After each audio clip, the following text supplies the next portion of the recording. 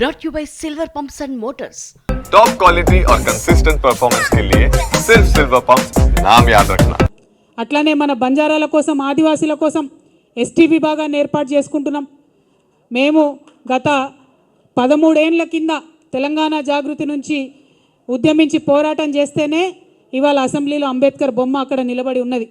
తెలంగాణ జాగృతికి దళిత బిడ్డలకు చాలా అవినాభావ సంబంధం ఉన్నది. అందుకే సపరేట్గా ఒక ఎస్సీ విభాగాన్ని కూడా ఏర్పాటు చేసి దళితులకు ఉండేటటువంటి సమస్యల మీద పోరాటం చేస్తామని ఈ సందర్భంగా నిర్ణయం తీసుకుంటా ఉన్నాం. అదేవిధంగా మరి అనేకమైన అంశాలు మేము పనిచేస్తూ వచ్చినాం, ఇక ముందు కూడా పనిచేస్తాం. మేము పనిచేస్తుంటే ఓర్వలేనటువంటి కొంతమంది మరి చాలా మాటలు మాట్లాడుతూ ఉన్నారు. వారందరి ఆశల్ని అడియాశలు చేస్తూ నేను ఇవాళ ఒక ప్రకటన చేస్తూ ఉన్నాను. కేసీఆర్ గారికి 2 కళ్ళలాగా ఒక కన్ను బీఆర్ఎస్ అయితే ఇంకో కన్ను జాగృతి అయి నిలబడుతుందని చెప్పి ఈ సందర్భంగా మేము తెలియజేస్తూ ఉన్నాం. కేసీఆర్ గారి మీద ఈగ వాలితే కూడా ఊరుకోము. రేవంత్ రెడ్డి గారు ఆనాడే మీరు గన్ను పట్టుకొని ఉద్యమకారుల మీదకి పోతే మిమ్మల్ని చుక్కలు చూపించినాం. భయపడి తెలంగాణలో తిరగలేక మీరు గన్ను పట్టుకొని ఆనాడు తిరిగినరు.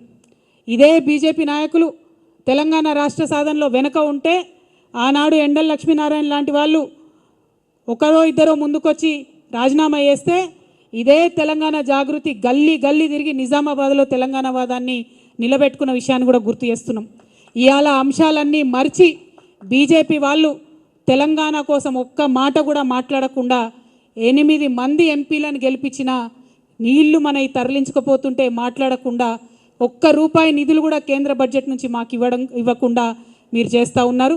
ఖచ్చితంగా బీజేపీ వాళ్ళు ఒకవేళ బీసీ బిల్లు మీద మీరు ముందడుగు వేయకపోయినా, గోదావరి జలాలలో మన వాటాను కాపాడకపోయినా మళ్ళీ తెలంగాణ జాగృతి పవర్ ఏందో ఖచ్చితంగా చూపిస్తాం అని చెప్పి ఈ సందర్భంగా తెలియజేస్తూ, మరి ఇన్ని రోజులు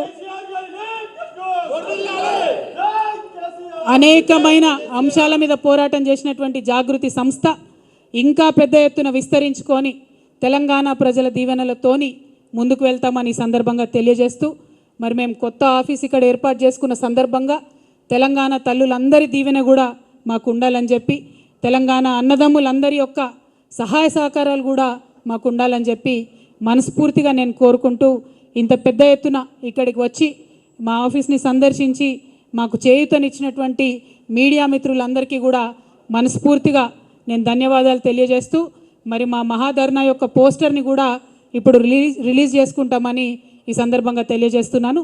థ్యాంక్ యూ. జై తెలంగాణ, జై జాగృతి, జై కేసీఆర్, జై తెలంగాణ.